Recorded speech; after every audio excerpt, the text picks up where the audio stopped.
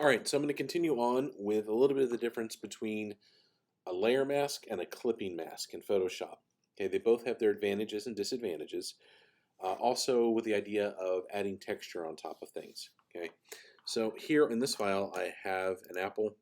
Okay, that has been added in. Um, it's separated out from the background. Now a layer mask, right? Essentially, well here let's go ahead and add a texture. So let's take this one. So I'm going to edit, copy, edit, paste into here. So I Command A, Control A to select everything, Control C. Again, it's also available here. Edit, copy, right? Then you can come in here and go to Edit, Paste. Okay. I'm going to shrink this texture down just a little bit because it's kind of gigantic. Okay, that, yeah, it's pretty good. All right, so let's say I want to make it look like this texture is on the apple. Okay, there are a couple different things I can do. One is I can command click on the apple on the thumbnail, and that will load my information on that layer as a selection. This is really useful, by the way. Command or control clicking on the layer thumbnail, and when you hold down command or control, depending on your Mac or PC, right, you'll get a dotted box that shows you're about to select that. Okay, I want to make sure I'm on my layer 2, all right, which I'm just going to call texture. Rename that real quick. Okay, and I add a layer mask, and boom, there we go. Okay, now, like in the last video, I can start to play a little bit with my layer blending modes, and I can get some kind of interesting effects. Okay, the other thing I can do too is I can also come in and, well, that's kind of horrifying. I can come in and I can, I'm just going to do overlay, by the way. I can also transform this texture, by the way, if I wanted to make it look a little rounder. I'm not going to do that for this video because we've done it in others. Now, the thing to note about a layer mask is if I select it and move it, right, I can move it independent of what's underneath, okay?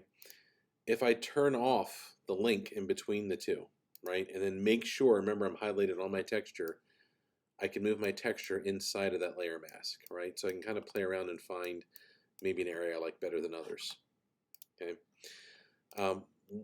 Now this is fine. One disadvantage of this is, let's say I wanted to add something to this layer underneath, okay, and I wanted this texture to also apply. Let's say I was painting this. So I go, ooh, wait a minute, I've already done this. Now I'm going to come in and paint, put this at 100%, there we go. All right, the texture doesn't apply to this. Okay, in order for that to work, what I have to do is edit my layer mask, right? Remember, white reveals, black conceals. So I have to paint white on my layer mask. So again, I would command click on my layer information, okay, to load it as a selection. I would come up, make sure I'm on my layer mask, and you can tell again by the fact that it's highlighted, okay, and with the color white, paint that in, and now the texture will come through, okay. So it's kind of a pain to do. I mean, it's not terrible, but kind of a pain.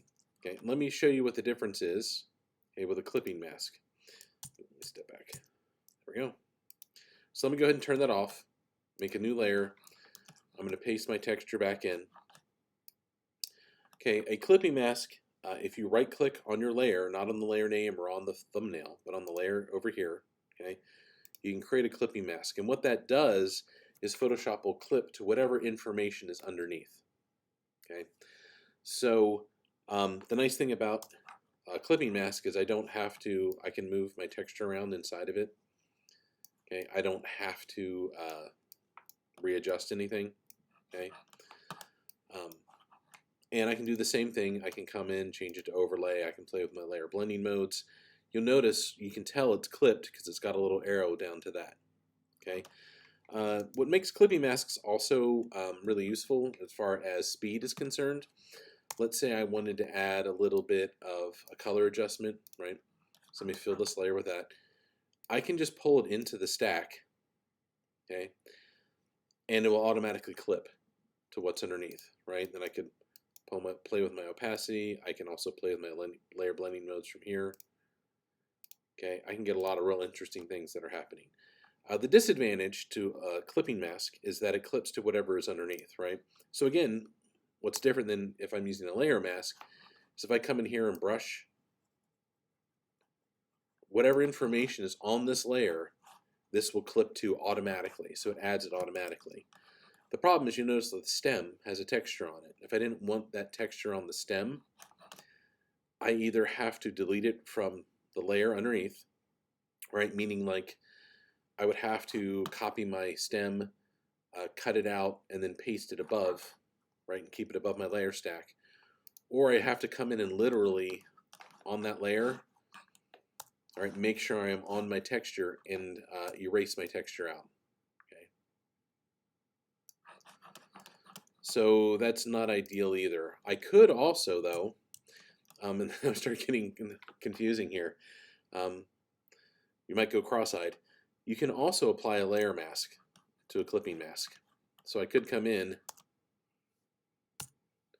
and I could paint out on a layer mask on my clipping mask. Okay, I could paint out that texture. That is definitely possible. Like I said, though, it starts to get a little confusing. So advantages on layer masks are they're a little more adjustable. Okay, so for example, let me turn this back on. On here, I just have to come in and paint it out. Okay. But clipping masks are a little bit faster and they're easier to work with when you're adding multiple elements to one layer. So there we go. So for this file, I want you to play around with it a little bit. You can add multiple layers. I don't care if you use layer masks or clipping masks or use a combination of the two, but I do want you to spend a little bit of time and come up with something interesting. On this apple, make sure it is clipped to the apple layer itself, not to the background, right? So that's what you'll do for this one.